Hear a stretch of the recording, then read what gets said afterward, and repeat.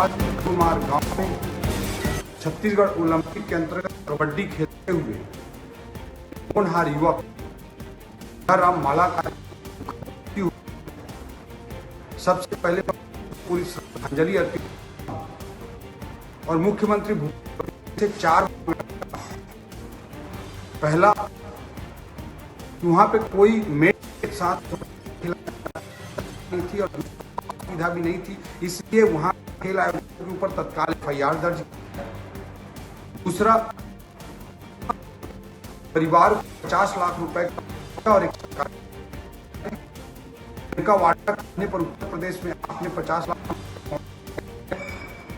और तीसरा, आप अपनी राजनीति के लिए पूरे छत्तीसगढ़ में ओलंपिक का आयोजन करा रहे हैं, कराइए, लेकिन जितने भी युवा भाग रहे हैं खेल में, अगर उनकी तो 50 लाख बीमा और अगर 25 लाख रुपए का बीमा कराइए, फिर कोई कराइए।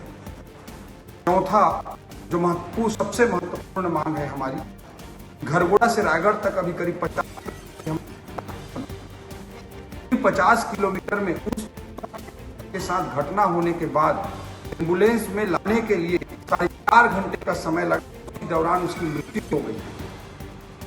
50 किलोमीटर की दूरी को तय करने के लिए 4.5 घंटे। ऐसी सड़क है और ऐसा, इसलिए सड़क से संबंधित सभी लोगों पर भी FIR दर्ज कराई बची हुई है, तो चारों मांग पूरी की।